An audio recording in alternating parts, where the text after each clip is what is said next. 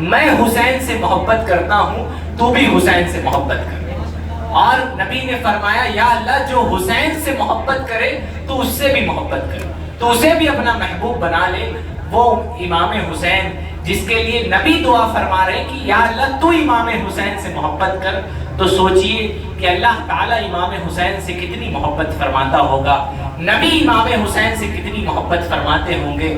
پھر اللہ کی بے نیازی دیکھیے، پھر یہ دیکھیے کہ اللہ تعالیٰ تمام تر چیزوں سے بے نیاز ہے، اسے کسی چیز کی حاجت اور ضرورت نہیں ہے، اور دین اسلام اتنی عظمت والا دین ہے کہ جس کی بقا کے لیے امام حسین جیسی شخصیت قربان کر دی، جس کو بچانے کے لیے امام حسین جیسی شخصیت جس سے نبی محبت فرمائے، جس سے اللہ محبت فرمائے، جس سے فرشتے محبت فرمائے، وہ شخصیت کربلا کے میدان میں شہید کر دی گئی۔ میرے نبی نے اس دین کے لیے، نبی علیہ السلام جب ہم وہ طائف کا بازار کبھی نہیں بھول سکتے، دین اسلام کے جو داعی ہیں، دین اسلام کے جو مبلغ ہیں، انہیں نبی کی سیرت کا یہ پہلو کبھی نہیں بھولنا چاہیے کہ نبی جب طائف کے بازاروں میں گئے تھے تو وہاں کے اوباش لوڈوں نے، وہاں کے اوباش لڑکوں نے نبی علیہ السلام پر پتھر پھینکنے شروع کیے، اور لگائے کس نے تھے؟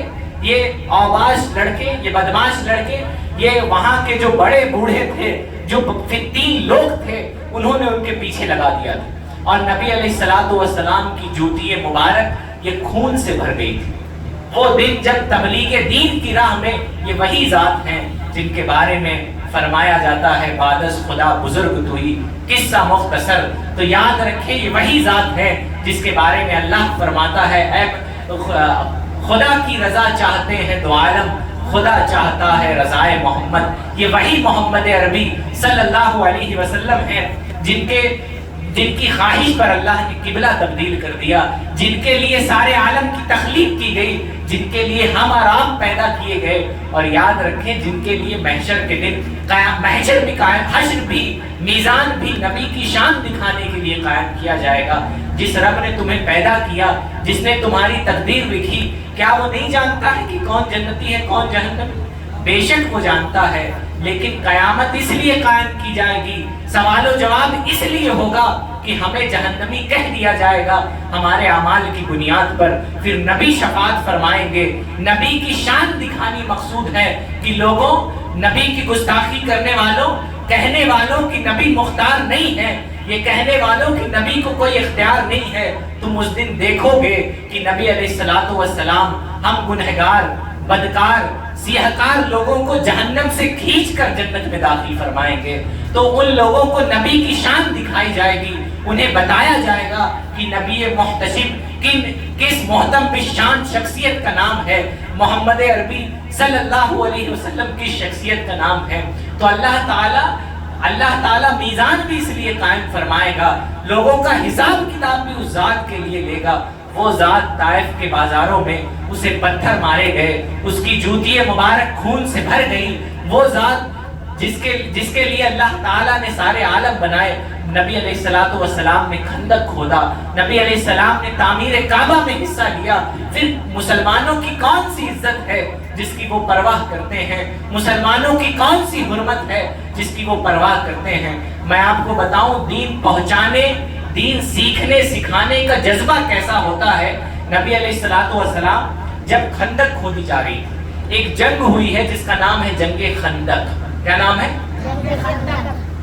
مدینے پہ کچھ لوگ چڑھائی کرنے والے تھے، دشمن، تو مشورہ یہ ہوا کہ یہ کیا جائے کہ بڑا سا گڈھا کھود دیا جائے۔ کیا کھود دیا جائے؟ گڈھا اتنا بڑا ہو کہ دشمن کے گھوڑے ادھر نہ آ پائیں، اس لیے اس جنگ کو جنگ خندق کہتے ہیں۔ جب لوگ گڑھا کھود رہے تھے، نبی علیہ السلام خود اپنے ہاتھوں سے گڑھا کھود رہے تھے، اس میں ہاتھ بٹا رہے تھے۔ نبی علیہ السلام ایک پتھر پر ٹیک لگا کر، نبی علیہ السلام، ویسے نبی سوتے نہیں ہیں، ہم سو جائیں تو ہمارا وضو ٹوٹ جاتا ہے، نبی سو جائیں تو ان کا وضو نہیں ٹوٹتا۔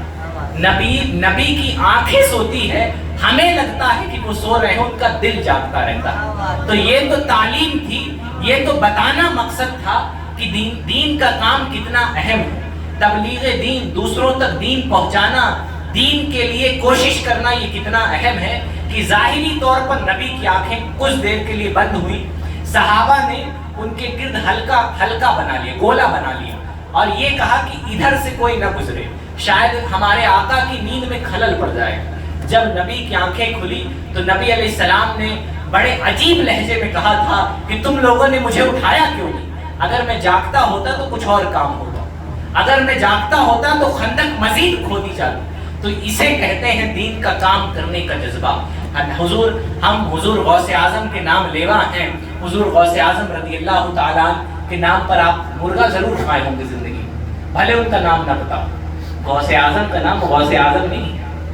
کیا ہے یہ آپ کل ہم کو بتائیے گا کھوج کے، کل ہم آپ سے پوچھیں گے۔ لیکن غوث اعظم رضی اللہ تعالیٰ نے دین کے راستے میں کیا کھایا ہے آپ کو معلوم؟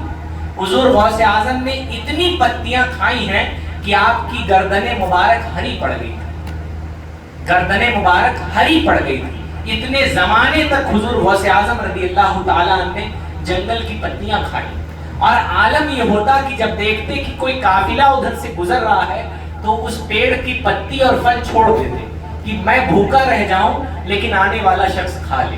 اسے غوث اعظم کہتے ہیں۔ غوث اعظم رضی اللہ تعالیٰ کا نام لینا اتنا آسان نہیں ہے، آپ کا نام لیوا ہونا اتنا آسان نہیں ہے۔ اقبال نے تو ایک زمانے پہلے کہا تھا، لیکن ہم نے اپنے بڑوں کا فلسفہ بلا دیا۔ اقبال نے کہا تھا کہ یہ شہادت گہے الفت میں قدم رکھنا ہے، لوگ آسان سمجھتے ہیں مسلمان ہونا۔ مسلمان ہونے کے لیے امام حسین جیسا سر چاہیے جو دین اسلام کے لیے کٹ جائے۔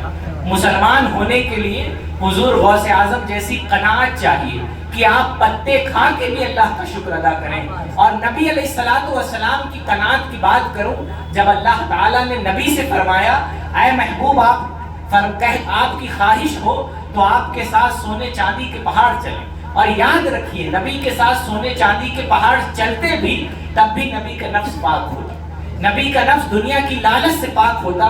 میرے نبی دنیا کے اسباب آج اگر ہمارے پاس دولت آ جائے تو شاید ہم تکبر کرنے والے ہو جائیں، لیکن نبی تو گناہوں سے معصوم ہوتے ہیں، نبی چاہتے تو اسے اختیار فرما لیتے۔ سنیے آپ کے نبی کی کیا خواہش ہے۔ نبی نے فرمایا اے میرے رب تو مجھے ایک دن دیا کر تاکہ میں شکر ادا کروں، اور ایک دن بھوکا رکھا کر تاکہ میں صبر کروں۔